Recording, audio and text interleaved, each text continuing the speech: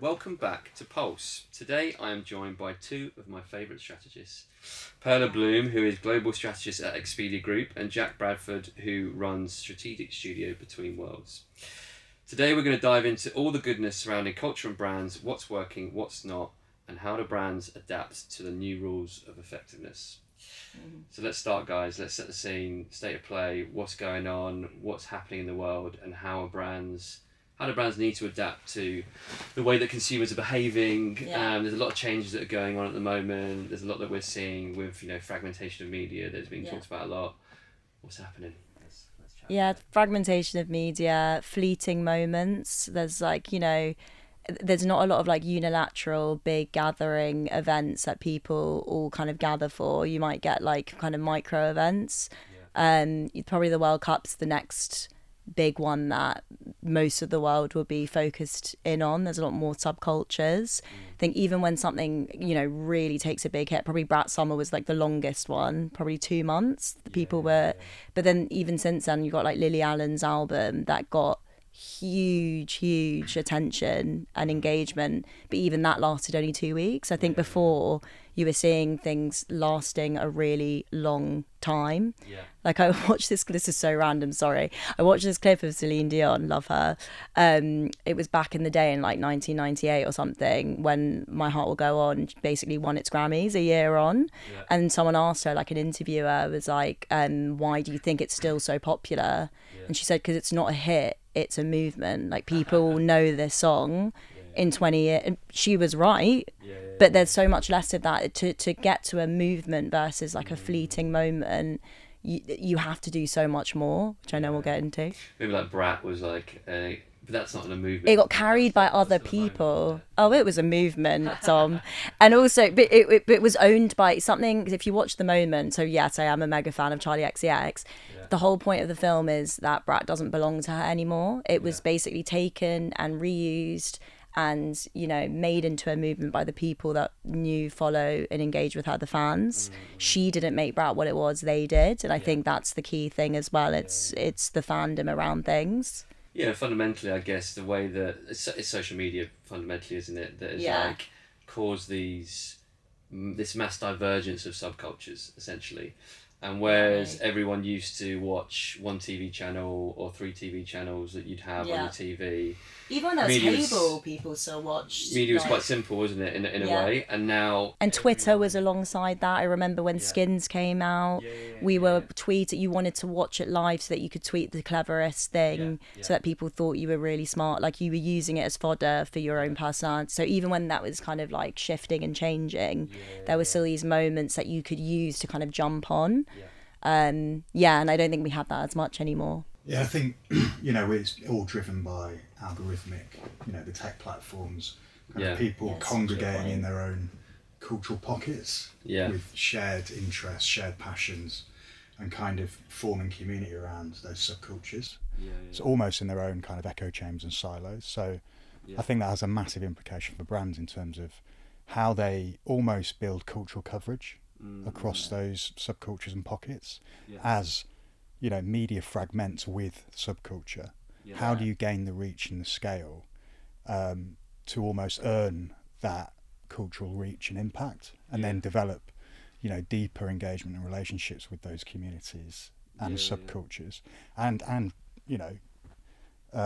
how do you convert that into commerciality, which is what it's all about. How do we go beyond to create experiences, products, two-way conversations, loyalty, advocacy, etc., by really understanding those subcultures on an intimate level, and being able to have that kind of community building two-way relationship. The algorithm thing is such a good point. We're basically we're really underplaying the fact that these kind of massive conglomerates are controlling what we see or how we get success on these platforms, which obviously really affects creators from an economic point of view, but also what we see, because they're then having to create or dramatize, let's say, smaller bits of their lives. We're losing that authenticity in the same way for those bigger creators to maintain the success that they always had, which means what we're seeing is that kind of just becoming fake. It's why TikTok is kind of losing popularity a little bit. Isn't it? Yeah. Reddit is, I think for the first time, Reddit took over TikTok. So there's a move. I think that on that point, I think there's kind of two things happening, right? There's the kind of submergence of like niche communities and more of those pockets that you can attach to and you can dive into, and where you're existing and your kind of circles are almost smaller in a way. Yeah. But then there's also volume, and it's that volume of content, volume of messaging that means it's harder than ever to stand out. So from a brand lens, you have to be more strategic and you have to do more and existing more pockets to reach your audience. But then you also have to cut through as well. So it's like that cutting through, but then also reaching more pockets from an actual tactical kind of. And I think what marries what we've just spoken about, I think Perla just spoke about big fandom, pop culture. We're talking about, we've moved on to subculture and, you know, those kind of smaller pockets. I think it's about having that two-speed strategy for brands, in terms of how do you show up in big cultural moments with something unique, distinctive, relevant to say, that's tied to your, you know, brand's essence, DNA, product, utility, etc. But also, how do you then couple that with almost an always-on kind of subculture strategy, and have that as part of a broader kind of cultural strategy that fuels, you know, your communications, your experience-led strategy, your content strategy, Culture and then culture is something that we talk about a lot, and it's what is being talked about a lot in the industry. It's the buzzword, isn't it? It's the buzzword, right? Yeah. But we talk about it from a lens of, you know, brands have to be cultural to navigate that fragmented ecosystem, to the way that everything is moving.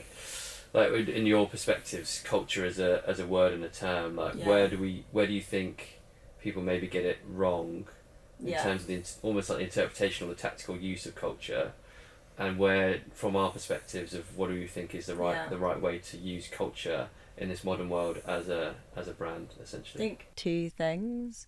I think brands either look too outwards. They look outwards and too broadly.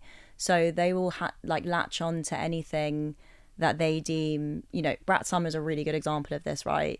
They kind of lose, to Jack's point, their brand DNA, and it looks like an activation that could have been done by any brand, not even just a brand in their sector, but literally any brand.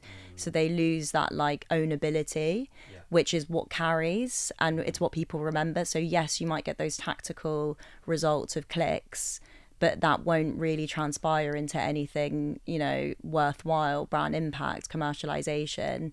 And then also when they do, so say they do get that all right, they go too broad on the culture that they're integrating into.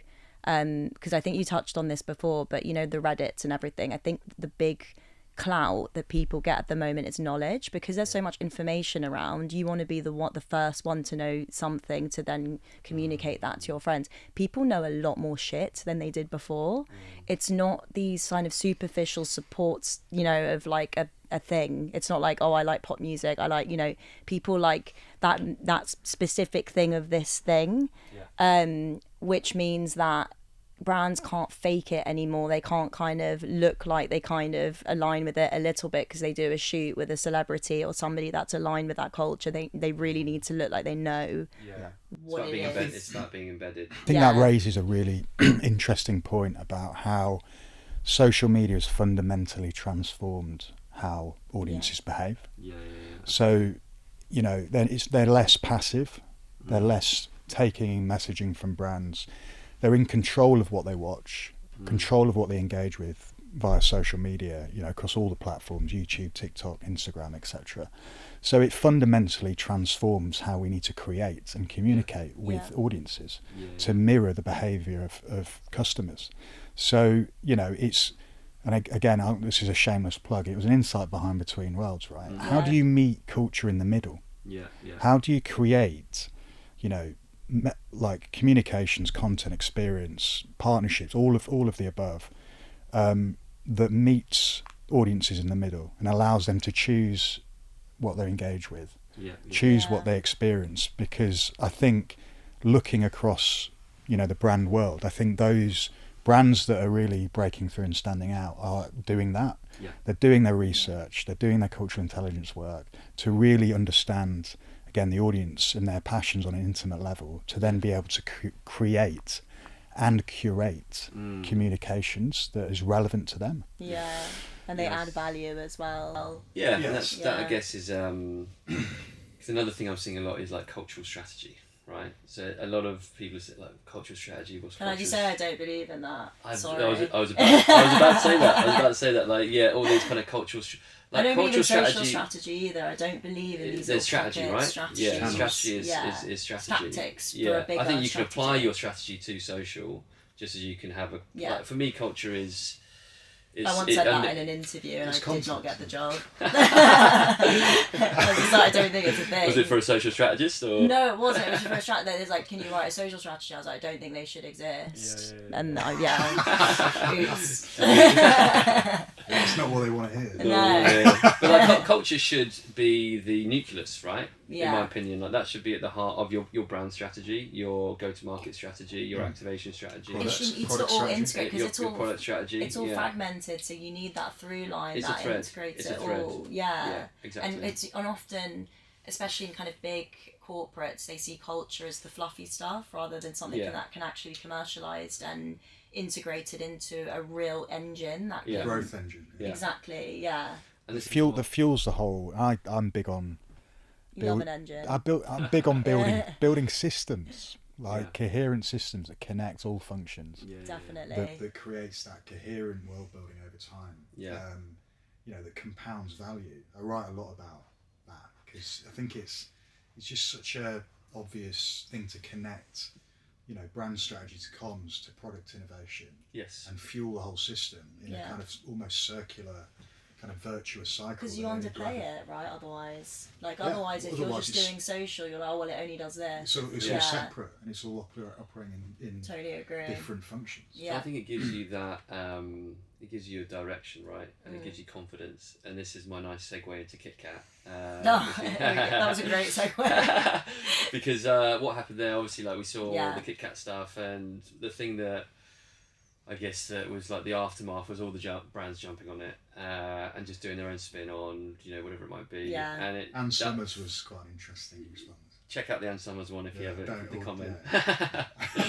But it was but it's that I think that is what's happening, right? Is without a not saying that all those brands that did that didn't have a strategy, but I think there is a reactiveness of like, oh, this is happening and this is cool. Pop culture. Let's just copy it rather than actually having that confidence of like, this is what we represent, this is how we turn up in the world, and that intention behind what you're doing.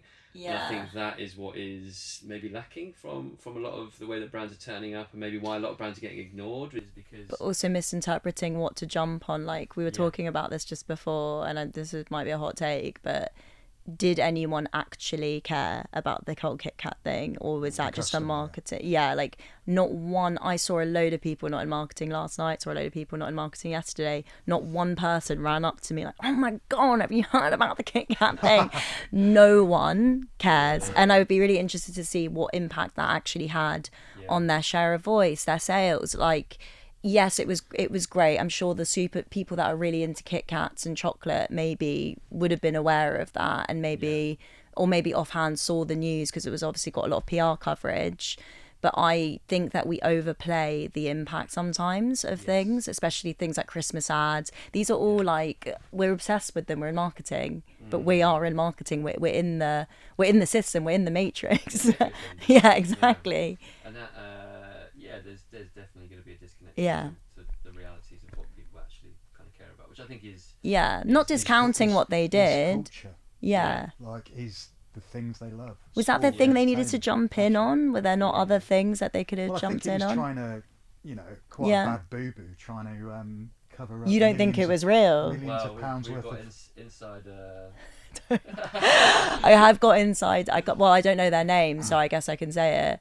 I'm on a community group. There was a person that said on the community group that wasn't. It wasn't. That was that. No, it was real. As in that it did happen. This wasn't a PR stunt. Okay. Yeah, so it was an accident. If it did, then they've done. Kit Kat. So they've done really well. Rescuing millions of pounds worth of stolen goods. Yeah. And the little tracker thing they did was quite clever. Of like having a little bit of a. You can see if your Kit Kat was stolen or whatever. Well, they reacted really well, yeah. I think more so than the brands that were just like commenting, Yeah, that's where I'm going at, is like the kind of just the seeing something and copying it. I mean, I won't name any names, but there's brands that just said like they just basically copied what I think Domino's did a quite a good initial one where they put something out and they were like, we're doing a new Kit Kat pizza, which is quite clever. The first one is always a clever one, right? But this is the thing, and then it's the barrel. The Tesco Mobiles, the Ryanairs are always the good ones, but then we're ruining. Marketers love to ruin things. Well, I think this is where the work comes in, right? The strategy comes in, because it's the gap between, that intention gap between reacting to something that's in, a news story happening, and the judgment. Is this us? Is this not us? Yeah. Does this align with who we are, what we want to communicate, and how we want to show up, and the brand that we're building? Yeah. Or does it not? Because I think that's, the judgment, the taste, the intentional, do we want to speak to? That's the gap, and that's where the work needs to happen. Yeah. Because I think the trouble is, if you're chasing these trends every week or whenever they happen, you start losing your brand in kind of erroneous kind of social media trends that are happening, rather than having that intention that goes beyond social media into proper cultural marketing. That's another nice segue into world building, which is the next thing I wanted to talk about. So with that new world that we're seeing, the way that people are existing and the way that people want what they want from brands, I think is shifting as well, in terms of they want more depth, but you need to balance that with the way that you're existing across different touch points and creatively turning up in different touch points, whether that's your influencers, whether that's experiential, whether that's your hero moments, whatever it might be. And this kind of ecosystem thinking is we're seeing being quite effective, and brands doing this really, really well, where you're kind of playing with the deeper narratives of the brand that are able to take you on a journey of like storytelling, lore, whatever you want to call it, but then also moments that are cutting out in different formats that people can take. Again, it's a nucleus, right? The nucleus of like the idea, which is a creative problem you're solving that then spreads out into these worlds. And to take that even further, how you then extend that into participation. How do you get audience involved so they're kind of involved in co-creating the idea, and it travels through earned and shared media. And to your brilliant newsletter the other week, how do you end what's next that little tee up plug? But we can plug all day long here. I'm gonna at the end. I'm gonna plug.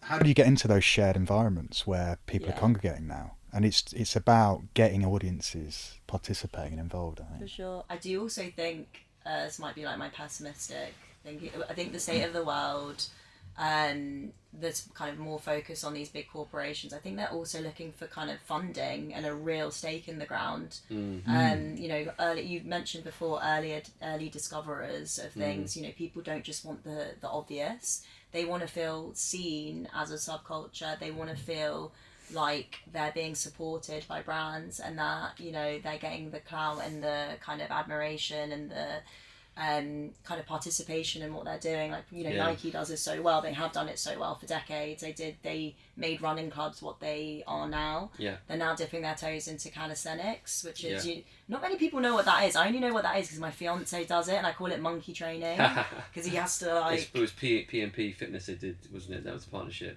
Yeah, which is quite cool. So they're putting funding into it. They're making sure that there are communities within little pockets of cities that are able to do calisthenics, and they're going to make it what running clubs probably they're probably going to make it what running clubs are now. And they've got the power to do that, and that's what people are expecting from brands. They have the power, and they have the money, and they have the influence. Do something good.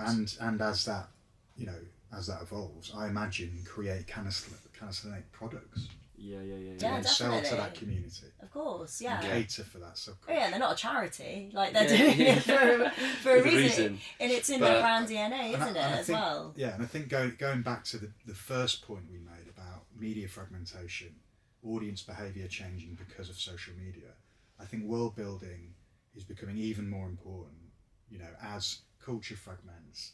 How do you, and attention decentralizes across platforms and across all these various touch points. How do you create centralized brand ideas? I love it. You're becoming the interviewer. That are consistent. Hey, this is an open format. We're all. I love it. Centralized brand ideas that show up consistently over time. Yeah. But have the flexibility to show up coherently across different touch points. So how does it show up across mass media and advertising, out of home, TV, etc.? How does it show up across all the social media platforms, that is relevant and kind of format ready for those? So YouTube will be longer form, TikTok will be cut downs and remixes, etc. And then how does it show up across experience in retail, live experience? And how do we then bring that back to getting people to share on social? How do we, show that kind of circle of all these touch points that make up the big thing? Yeah, and so it's again going back to that point, creative transformation for this new world. World building allows us to create scale and relevance, breadth and depth across touch points coherently and build that cultural system, those cultural worlds that create that cultural gravity and kind of coherence and drive scale.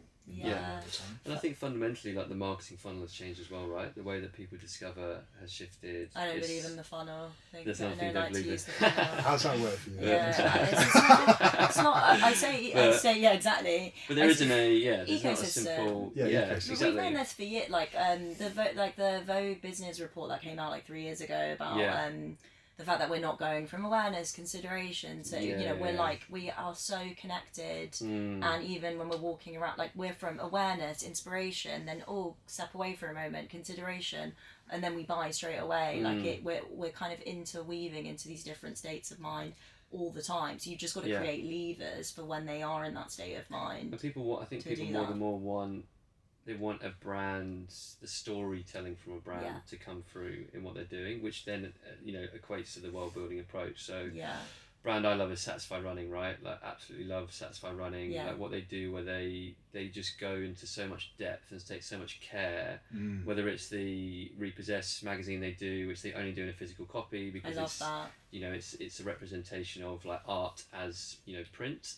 Whether they do, the rocker shoe that they launched, they did like a year-long kind of teaser where they did like a rocker buggy that they created, and they like tease these kind of moments and Easter eggs almost in their content. I love They'll that. tease the kind of upcoming content. They'll do like a pop-up at MTB. I love when brands like pander to like short form digital, like even that long form, like I think that just screams authenticity, doesn't it? Because people are saying, well, that's not gonna give them a huge return on its own. They're probably not getting great results with just that magazine, but it's the entire world that they've built that's getting them the impact. And the craft behind it.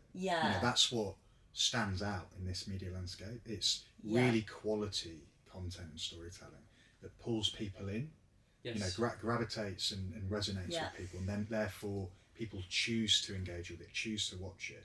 But also, it also fulfills the reach and frequency figures that we need, because we can cut them down.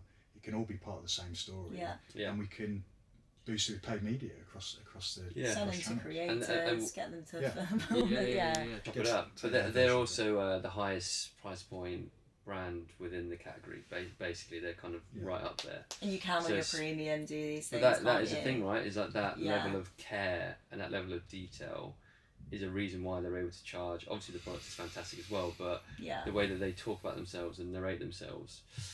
And I like to be practical with this kind of well-building approach as well. We talked about KitKat earlier, and I think there is a very different strategy that a FMCG brand that just needs to be top of mind will have to a deeper. Or like Fern. brand. Do you know Fern? Yeah, great. I absolutely love them. I love what they've done with yeah, the content's amazing. They've built that so like slowly and purposefully. Yeah. Like this isn't a bad mouth of Jacques Mousse because I love them. I've got a Chiquito bag, like big up. But they chose to go the fast route, which I understand. It was a single guy, like not that he's single. I mean, he's like a one lone man. Simon. He could be single as well. I don't think he is. I think he actually got married. I watched all the content. He's got a lovely dog as well. But he obviously he didn't. You could tell he didn't have a lot of funding at the start, so he was really trying to like attach himself to the big names and go really, really fast. And you see that a lot with luxury, and it really cheapens the brand in the long term. Like I was really disappointed when he partnered with certain creators. I was just like, I get what he's doing, but he is completely diminishing the quality of the products and the brand. Like he's making it really mainstream, whereas Fern have done it really slowly. I don't know, they probably have a load of backing of money, you know, there's always reasons why they do this, but I love how they didn't take away from the brand. They said very true to what they are trying to achieve, and at the same time boosting folk music as well. Like I was asked on a panel not too long ago, because we were talking about pockets of culture and not going too obvious and not just going for the Brat Summers of the world and the, you know, pop music and this and that, you know, with the big dollar label attached to it.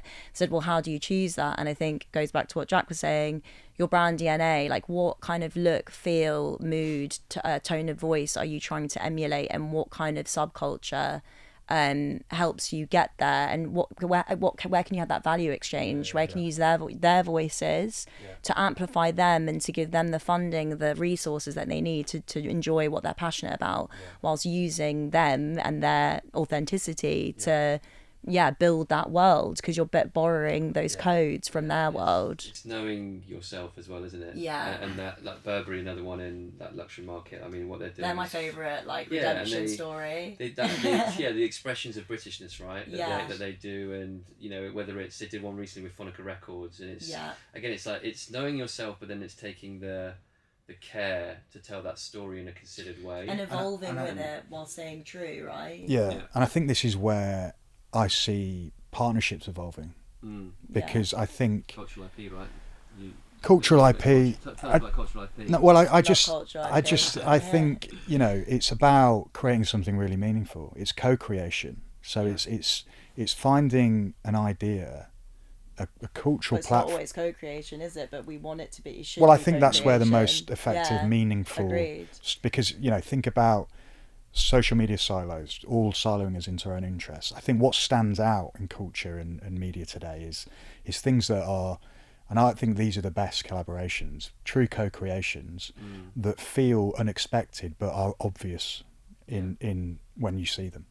You know, that kind of paradox of unexpected but completely inevitable between two brands, or a brand and a creator, or a brand and talent.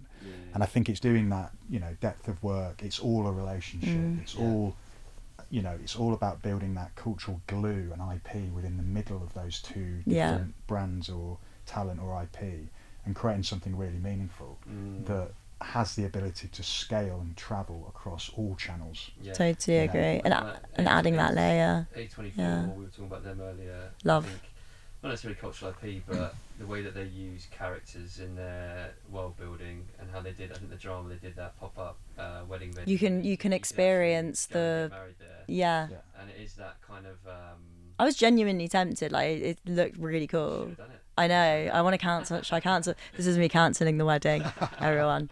No, but it's genuinely cool. It's something people like to do. It's attached to the story. Things, And I think that, you know, taking the time and doing the work to develop that story, that why are we partnering together? What's the story? What's the history of these two entities? And what's the deeper truths and perspective that we share on the world that allows us to come together to create something completely new? Because that story travels across, you know, across lifestyle publications, across people's, you know, word of mouth, across generations as well. I think culture becomes synonymous with new and cool, but actually culture has a lot of contextual ties, and I think when you get those right, that's when you really, you know, make a difference. You make a real impact, not just for the new followers and fans, but the people that have been there for years, or just the Gen Zers that are deep diving on TikTok and knowing what happened 20 years ago. They're interested in that. Well, I thought Amélie Door's partnership with Technics, I think I shared with you guys. So they've created a new kind of record player. Yeah, it's such a good example, because like it's like in their DNA, Amélie. So they have flourishes of music through. They do their recording mixes that they put on their YouTube. They've done like videos of DJ Premier and stuff like that to launch their new clothing. So it's always been a thread through in the story of the brand. Retro music. Yeah, and Technics don't partner with anyone. Like, they're very, very selective with who they partner with. And creating that kind of joint product was just such a good example of like layering your brand stories together to create something in culture that people can enjoy. And has a commercial, you know, link to it. Well, I think I was about to lead on to that in terms of, I think co-creating cultural products. This isn't a fluff like marketing play. This is there's pure commercial opportunity here in terms of 1 + 1 = 3. How you can create something that flies commercially. You know, I wrote about the honey juice cocktail with the US Open and Grey Goose, and you know, turning what seems like a sports sponsorship into a $12 million 3-week partnership. That just generates value for both, you know, US Open, Grey Goose, and the fan. Everyone wins. And it creates millions of dollars worth of value. And that just compounds every year. And a ritual that will be repeated. Like, who started the whole strawberries and cream thing at Wimbledon? Do we know? Is that a brand? I've got no idea. It should be a brand. Whoever's got a cream product out. Because that was a ritual. Because we were talking about this on WhatsApp, so I feel like we should bring this up. Cravendale. Like do there's this like debate of, do brands create culture or not, and it's like they can dip into existing fandoms and interests and passion points and create rituals. Like De Beers is my favourite story in the whole world. The engagement ring. It's amazing. They created that entire, and it was to what is it to it was a business problem that they had, right? Like, diamonds weren't precious, they made them precious just with emotion and love, and they connected them to a thing that's existed for centuries. Marriage, love, commitment, romance. But they created a ritual inside that, which is, and then you've got like Venus and the shaving legs, and with women. KFC in Japan, where KFC, you know that Christmas Eve is everyone eats fried chicken on Christmas Eve. In Japan, and it was just a massive campaign that KFC did, and now it's just there's a gap, fill it. But you make a great point. It's like, you know, these things are out there. You know, if you listen deep enough and you listen to audiences and fandom and subcultures, these commercial opportunities are out there to have. You know, they're already organic, and it's about inserting your brand authentically with co-creation. You've got to be an entrepreneur. You've got to like see the gap. Like what do people need, and how can you fill it? Well, I think rituals is a really interesting. What we were talking about whether it's an engagement as well. ring. It is culture, absolutely. Like what you do and how you behave, and that from a cultural lens is a big thing a brand can tap into. Is how do you create a new ritual, or how do you influence and how do you plug your brand into an existing ritual? But that's why I find wedding culture so interesting, because I obviously am now in it. On your mind at the moment. Oh God, she's about to sort. Should we turn this into a wedding podcast? I listen to a Why lot. not? Hey, but there are rituals that exist now that didn't exist when our parents were getting married, and they've created them. Right, there's the first look. There's the cake cutting moment. There's the champagne tower that didn't exist before. Where, like, who's sponsoring that champagne tower? Do you know what I mean? Like, you know, go to M&S. M&S should have sponsored Zendaya and Tom Holland's wedding, where they had a champagne. There is so many things that they've turned those into rituals, where like you could brand them. You know, it could have been. But very important point. So you're right. You could brand them, and I think this is a tension that brands face. I think is like, brands can do a lot of things, but also there is a lens of like what consumers will tolerate almost, or what they will receive authentically from a brand. And that is the real kind of strategy, isn't it? It's like, how do you how are you additive to culture with what you're doing, and how do you do something that is actually going to not make you feel like you're forcing your way into that but community also brand trust, right? trust so as well, what does your brand inherently mean to people in terms of their trust? Because we can't ignore the political landscape and people's fear of like the media, etc. Because you were talking about the media before. I mean, you love the media. We can get on to that in a second. And I know the media. You said it. You said it. I'm not pushing the media, by the way. I'm not like oh my god. Yeah, like if you inherently are like, if you're a bank, like you're not gonna, sponsor a wedding, like there are inherently there are things that people trust. Like I wrote about this in my newsletter. There was the was it Heineken, the 0% product, when they added a station to Queen's, the Bakerloo line. Yeah, exactly. Was it that way or was it the other way? I don't know. Well, they both did it. Obviously it wasn't very ownable, but it also at a time, like in a place where there are loads of tourists and etc., and not to you look at the tube map and you trust it to be able to get places. But it's interesting because PlayStation did the same for the launch of the PS5. That was really good. But it worked then because of the timing, the social context, the politics around that time. You've also got there's this whole there's a time and a place. So it's like it's who you are and how you suit the product, but also the time context you're in. That's the level of detail in terms of like the cultural intelligence, which is something that we talk about a lot, Crypt, which is like, and what we do is give brands cultural intelligence. So whether it's qualitative, whether it's quantitative, getting that data and that information around your audience and where they play in the communities to be able to understand how you fit into that. And I think that's probably something that is... And how they feel about you. Yeah, maybe missing as well is that kind of gap in, like, from an agency perspective, brand perspective. Like, they have information, but is it the right information to give them that? Is it being used in the right way? Yeah. I'm big on, like, tension is where the growth is. Yeah. That's the gap. That's the tension. Yeah, what do you want to say as a brand? What does your audience want to hear? What do they want to engage with? And that's the tension. That's where the growth is. So it's quite obvious to me that you should go and listen and ask questions to your audience about what they want, what they desire, what their needs are, what they're currently not getting met, and how you can then cater for that. That creates, commercial return, which is where the growth is. Absolutely. So, it's really diving through that gap. Spot on. We've got about 5 minutes left, so let's move on to like tactics. Keep it like super practical in terms of like, if you want to stand out, like what are the things that you can be doing, whether you're a big global brand, whether you're a challenger brand, like, and obviously that's going to shift drastically depending on your budgets and things like that. But what are some of the things that we're seeing that tactically is helping brands to cut through? Is there anything top of mind? For me, it's the creator economy is going through mad evolution, and that's partly to do with algorithms, etc.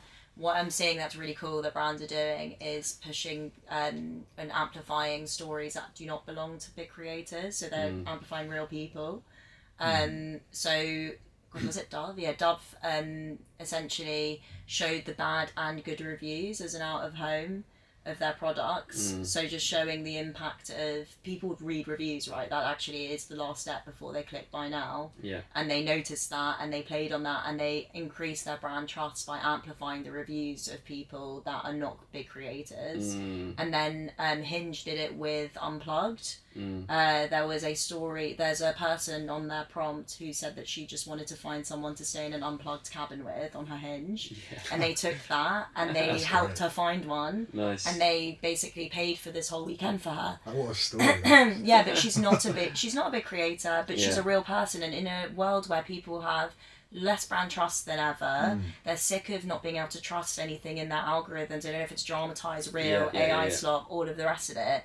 Sometimes just going to the nitty gritty and like actually amplifying a real person is what is needed. Absolutely. And how that's PR legs as well. Like could go anywhere. Yeah.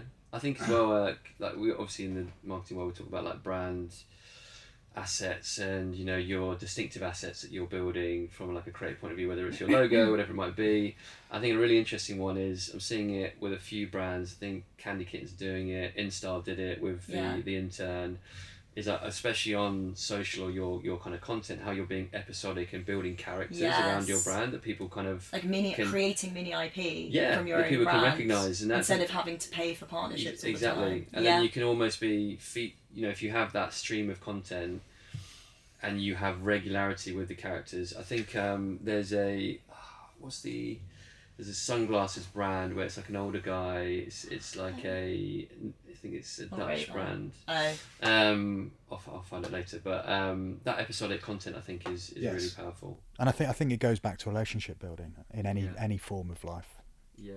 Consistency. Also like an trust. Increase of how do you build those formats that keep coming back? Completely agree. You like trust, remembering, recognizing something, but also probably like the increase in expectation of what people see, because TikTok has become the new like TV, YouTube has become the new TV, so they expect to see like big time editing. And I think we're gone are the days of like always just sitting in your car and doing a story time. I think people are expecting a bit more than that now. Yeah. Lauhaus, that was the name. Bauhaus, yes. Is it Bauhaus or Lauhaus? I think is it Bauhaus, because isn't that a chair brand, like a furniture brand? Isn't that an artist? I will find it. We might have to cut that back. We're going to sound like morons. No, we're not editing anything. This is all going out. Unfiltered. I think another tactic, if I may. Could you be of so course bold? you may. Yeah. Another tactic is experience as a media platform. Yes. Yeah. Again, to your points, Perla, like AI slop everywhere across social. Like, we don't know what to trust or what's real. We know that experiences are real because you can actually see it's a physical environment. If you design it really, well in a kind of sensory driven way, really aesthetically pleasing, it pops out. You can just tell on social media. So I think it's how almost experience comes part of the overall comm strategy as a central pillar to then act as a content platform, inviting creators to participate, inviting your customers down, creating something that's interactive, UGC worthy, getting publishers down to cover it, and building that whole, it's become a buzzword, but actually building community, i.e. enabling people to meet other people that engage with your brand, so that they can make relationships from that. So you could see a world where a lot of brands have an experience strategy for the year that's tied to their overall product. But should it just be part of the main strategy? Should it not be experience as part of the main strategy? No, that's what I mean. It's an extension of the world building platform. It's like a zoom in to how you basically follow the main strategy. Because it's like how you take the world, extend it, and then ecosystem those different touch points. And that's a nice little circle back, because it's all ecosystem, right? That's kind of what I do. I'm like the partnerships and sponsorships lead at Expedia, so I have to build from the bigger brand strategies that they do and make it culturally relevant. I add the lens basically, but it can't divert from that, because that wouldn't do a service to our brand or the partnership. It wouldn't do well. I think we're going to have to finish it there, guys. I mean, we could probably talk for another hour, so we might have to do a part 2. Was it a pause? That's the outro. That's the outro. That's our jingle. Yeah. Thank you for that. Thank you. Thanks, guys, for joining. Maybe a part 2 coming up. Love to. I think so. Oh my god! But you should market it like that. Yeah, we can just keep you it should do what is B-roll. Get that B-roll. All of these. Sorry, I just hit your mic. So these podcasts, what is it? Diary of CEO, and also Jamie Lang does this as well. And they're like, and the biggest thing that ruined my whole life was the boom. hook. The hook. Or do the Coming Stephen Bartlett fear-driven headline. Yeah. Yeah, we'll do. We're all gonna die. Food is bad for you. You'll never guess Don't what breathe. Nice. Yeah. All right, we'll cut it there.